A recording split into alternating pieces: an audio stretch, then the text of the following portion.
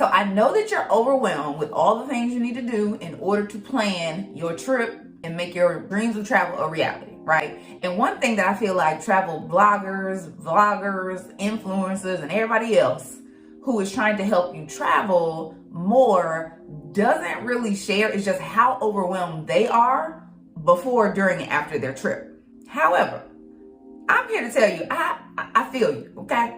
I am you. However, the difference between me and you is that I know how to overcome the overwhelm and not let it stop me from taking action. So, travel is just drama plus planning. And if you can get over, and even manage the drama of travel, then you can get to the planning and even the excitement of taking your trip. So that is what I'm going to talk about in this video. So let's talk about why you're overwhelmed. The reason why you're overwhelmed is because you haven't made space in your life for planning your trip, right?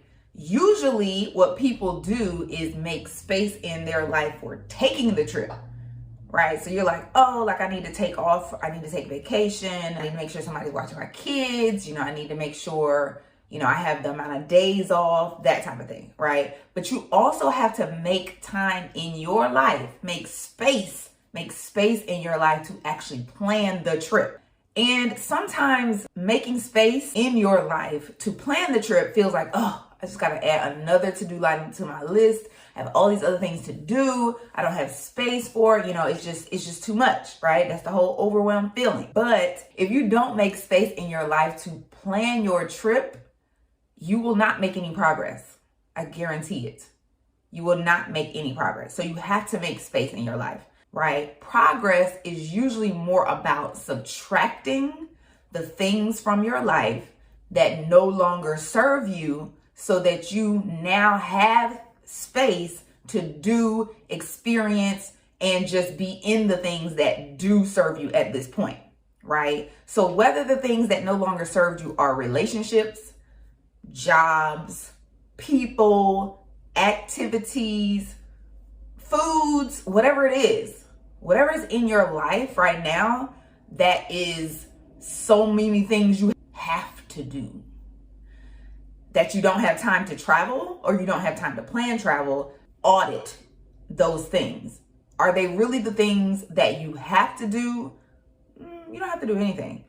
Or are they the things that you decided to do, and this is why you don't have space in your life to plan your trip, right? And you might need to remove them in order to add space in your life to plan your trip. The reason why you feel overwhelmed about planning your trip is also because you have too many options to weigh, right? We live in a world today where we have so many options. I mean, just, my God. I go onto Netflix and I only have one streaming service. There are a lot. I have one streaming service. I go onto Netflix and I'm like, there are 51,000 movies and TV shows on here. How am I supposed to choose, right? And it's the same thing with your options for travel, right? For travel planning. So overwhelm is tied to you having too many options, right? To decide from, right? You have too many options. You have a lot of options for the sites you can use to find a flight, the sites you can use to find accommodations, the types of accommodations in those sites. You have a bunch of destinations you could choose from. You have a bunch of dates you could potentially go. What else? I mean, you have packing options. You have excursion options. Just options on options on options on options, right? And your brain is like, I cannot, right? I cannot even process these options you're trying to give me in order to help you plan anything. I cannot. Your mind wants to weigh all the options, right? If you give your mind all the options, it wants to weigh them all out. Well, how could I use kayak? And what's the difference between kayak and Google Flights? And what's the difference between Google Flights and Skyscanner? And then there's Airbnb. But then there's also VRBO, but then maybe I want to stay in a hotel. But then I heard that some backpackers are using hostels. And then, at this place, I could go to Brazil, or, I heard some people going to Cartagena, Colombia. Like, it wants to do all the things, right? And even if you have chosen your destination, it still wants to do all the things for that destination. This is why you're overwhelmed. Just to give you a little bit of understanding of how your brain works, it's supposed to do that, right? So just understand that it's normal for your brain to do that. That's why I said earlier, I am you. My brain also does that, right? Even though I've been traveling forever, even though I've been to 16 countries, even though I've planned trips for, 1 to 30 people at a time, my brain still does all the same things that your brain is doing in planning your trip, right? The way that you overcome that overwhelm, right? The way that I overcome that overwhelm is I don't ask my brain to constrain my options. It's not built to do that. I don't ask my mind to try to figure out and try to limit my options for me. I make a decision. I tell my brain what the constraints are, right? You have to tell your brain what the constraints are of the options. You also have to tell your brain what your decision is. Then you have to also commit to that decision and be okay with it. It might not be the best decision, but it is the decision at the moment, right? And give yourself the grace to learn along the way. A lot of times we get stuck in overwhelm because we don't want to constrain our options, make a decision, and commit to that decision because we're worried about it being the wrong decision. There is no wrong decision. You just made a decision. You go forward with that decision and you learn along the way. You're just testing it out. You're learning what's best for you, right? So allow yourself to do that and you can overcome the overwhelm that you're feeling. I want to give you an example. So let's talk about grocery stores.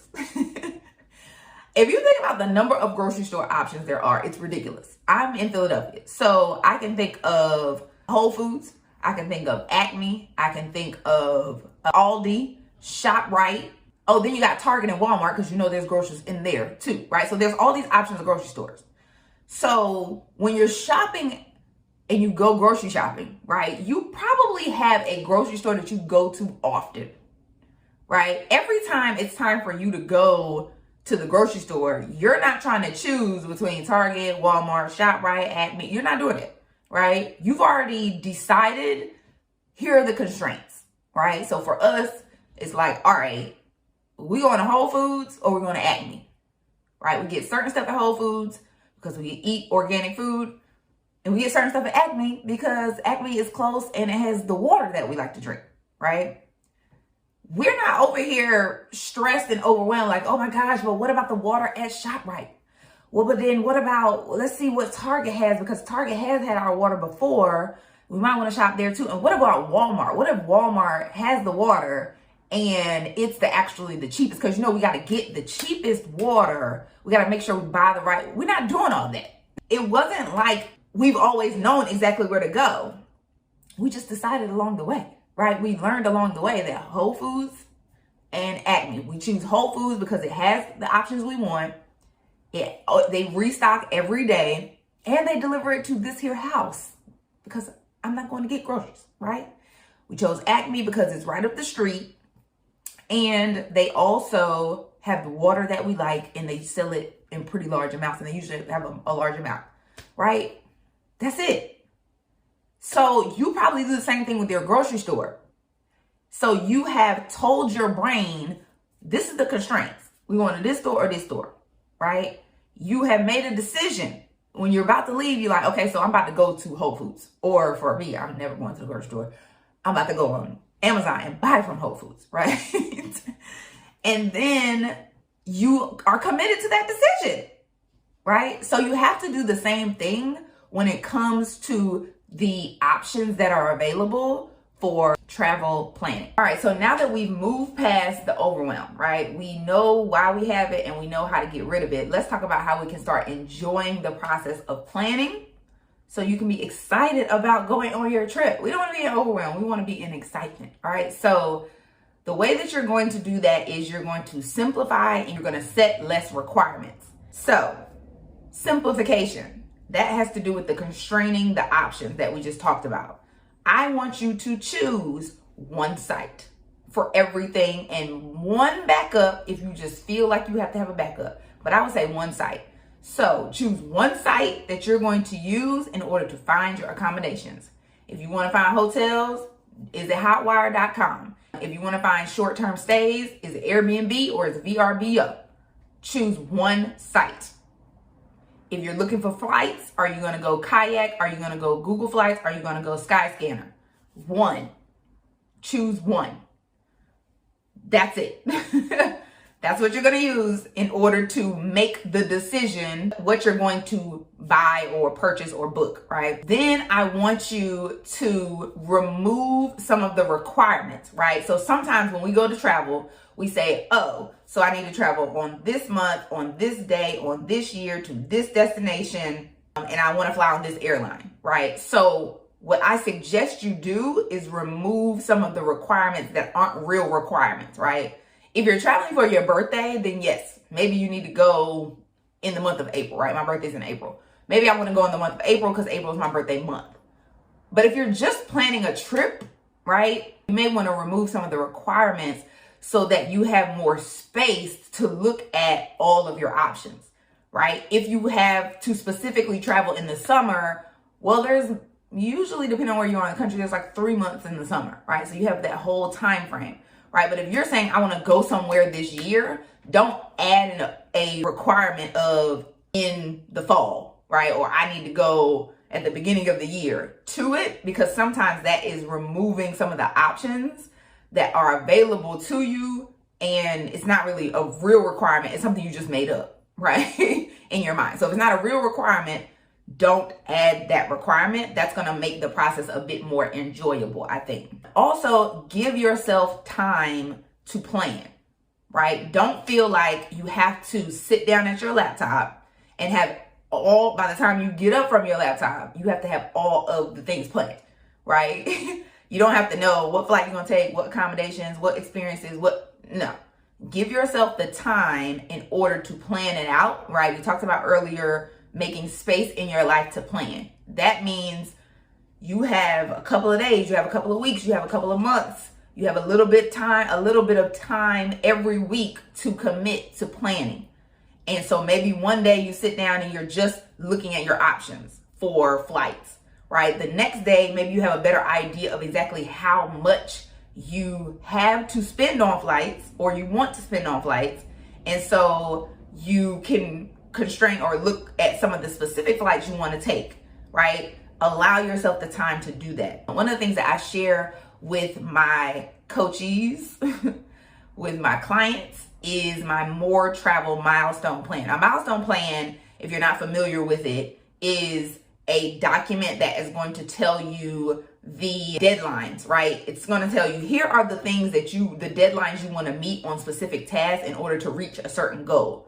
It's something that is in the arena of project management. And I've been in project management. I've been managing projects all my life. And so this is what we use in order to make sure that we're on track for our goals. So in order for you to make sure you're on track for your travel goals, I give my clients a more travel milestone plan. And they find it really helpful making space in their life to plan their travel. The next thing that you want to do is anytime that you're planning, right? Anytime you're planning, I need you to set the atmosphere, right? Even when I was just about to do my video here, I had to set the atmosphere.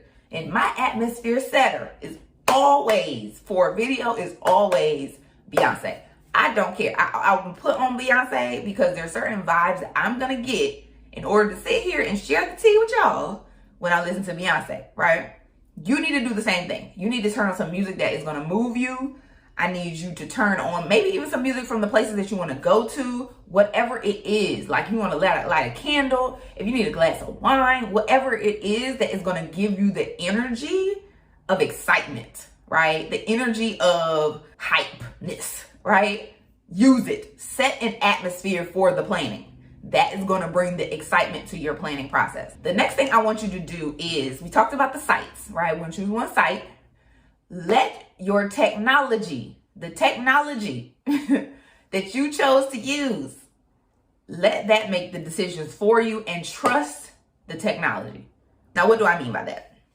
When I go to look for a place to stay, my family is too big at this point to stay in a hotel room. It's a mess, right? It's just not enough space. We have to stay in a short-term vacation rental. Usually, first choice, I'm going to Airbnb. VRBO is my backup, right? When I go to these sites, right, based on my requirements, they tell me where I can stay. I trust what they tell me, right? I'm not going to say, well, that's too expensive, or they're charging too much. Even sometimes like, well, there should be better options than this, or no. These are the options that I have based on the technology that I chose to guide me in this planning process. So you have to do the same thing. Now, some of the things that I'm going to share about this process may be a little bit different, but earlier, you remember I said about removing requirements that don't really exist, right? So what I've learned is to start doing some of my travel planning backwards, right? Not saying I'm going to this destination on this day and then looking for the flights and stuff, but allowing the flights and the cost for accommodations to drive where I go and when I go. So what I want you to do is I want you to pick your vacation month. Potentially, right? We don't have to set the month as a requirement if you don't want to. But if it's a birthday trip, if it's a specific time that you need to go in the year, right? Pick the month, right? Pick the month or a couple of months. Then I want you to allow the technology to choose for you. So don't pick a date and don't pick a destination. There are sites. So for instance, I'll use Kayak. Kayak has an explore feature. You can go in there, you can say, I want to see from my destination, so in Philadelphia, to anywhere in the world in this month. How much does it cost to fly there? And you can see it costs this much to go to Jamaica, it costs this much to go to Trinidad, it costs this much to go to Ghana, this much to go to South Africa, right? You can decide where you want to go based on how much you want to spend. How much coin do you have? So allow the site to tell you where you're going to go based on the month that you selected. Then also allow the site to tell you when you're going to go based on when you click on the flights and see like when is that price available, right? So I might put in April for my birthday month and they may say, oh, this is how much it costs to go from Philly to Ghana in April. And then when you click on the actual Ghana flight, it'll show you when that flight is in April, right? So that's how you decide when you're going to go. If you don't know how to budget for travel, right? So sometimes when you're looking at the flights, you're like, oh my gosh, that's too expensive. Or you may be like, oh, that's really cheap. Or, you don't know how to like accumulate what all to expect from a cost perspective. So as you're looking at these sites, you see numbers, but you don't know if they're a flight deal or if they're a good price, right? If they're a good price. That's a lot of times people are like, how do I know if it's a good price? I want to make sure that I'm paying a good price, right? So I am currently doing a Instagram live series about travel planning because husband and I and our children are going to Zimbabwe for an extended trip to visit his family, right? So I wanted to do some tips and some feedback and just some insight on travel planning. I'm doing it on my Instagram live. So if you don't understand or if you want some tips or some understanding of how to create that budget, go to my Instagram at International Inez. Look for the lives on how to figure out how much money you need. I did a part 1 and a part 2, right? So then if you want to do that, that may be a first step. Figure out what your budget is and then use these steps to be able to find some prices. The next thing is after you figured out your flights, right? Not figure out the flight you're going to take, just kind of where you're going to go and when is a good idea to go, right? And what is kind of the cost. Then give yourself a break. All right, girl, we have finished, okay? That's all you needed to do that day. It might be all you needed to do that month. I don't know, depending on, how you're feeling about it, right? Give yourself some time to kind of process that. And again, if you're using the More Travel Milestone plan, you have time in order to make real decisions, hard decisions about your flight. Then you want to go into experiences. So find your one site that you're going to use to look up experiences. Experiences are like things you want to do in the place. The reason why I suggest that you look up your experiences before your accommodations is because you want your accommodations to be kind of central to your experience. You don't want to feel like you have to commute a really long distance to get to all of your experiences. So once you determine what are the things you want to do and kind of where they are, you kind of know how far you're going to have to travel to do them. For me, travel is all about the experience. Why am I going if it's not about the experience, right? So accommodations, how much time you really spending in the room, right? So you want it to be good, but it don't have to be, it could be in a area that's not necessarily popping with a bunch of stuff to do, because you're not going to spend a lot of time there. Also, so you're going to use your site to choose your top 3 things you want to do, right? Don't worry about what everybody else doing. You know why you're going to this destination, right? After you've chosen the destination, you're not going to know where you're going. If you know why you're going, right? You know there's certain things that you want to experience. Trust your gut and choose 3 things that you want to do, right? Maybe you look up in the site and you decide, all right, here's something I want to do. When you're looking up the cost of these things, choose experiences that also include transportation, because it just makes your life easier, right? Then we're going to get into accommodations. So you're going to have your one site for your accommodations. For us, is usually always Airbnb. Use your site. Allow your site to tell you what your decisions are, right? Don't try to make the decisions for the site.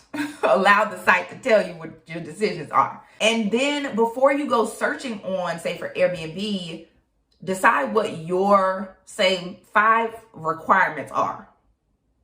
Make sure you use them as filters if you can. And those are the things that you will look at. Those are the options for accommodations that you'll look at, right? Because sometimes you go in there, you just put in, say, I'm going to Harare in Zimbabwe, which is the capital.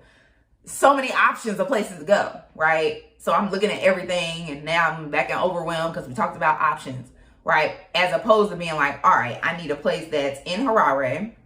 I need a place that has Wi-Fi. I need a place that has at least 3 rooms.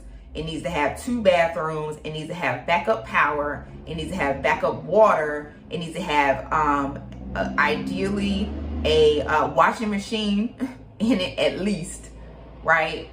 And so that's limiting more and more and more based on my requirements, right? So now, as opposed to looking at 300, I'm looking at 12, right? So do that for you as well. And then for ground transportation, so transportation, like where you're going, you're going to either use some form of shuttle if you're doing experiences and they're included, or you're going to use potentially Uber or taxi, right? It's not many options unless you're planning to use public transportation, which I do suggest sometimes, because you get to really get a feel of a city if you do that. So try it out, but usually it's going to be the main option. So it's just determining like how far you're going to be traveling and kind of figuring out like in that market, essentially how much does that cost. So, I mean, that's it.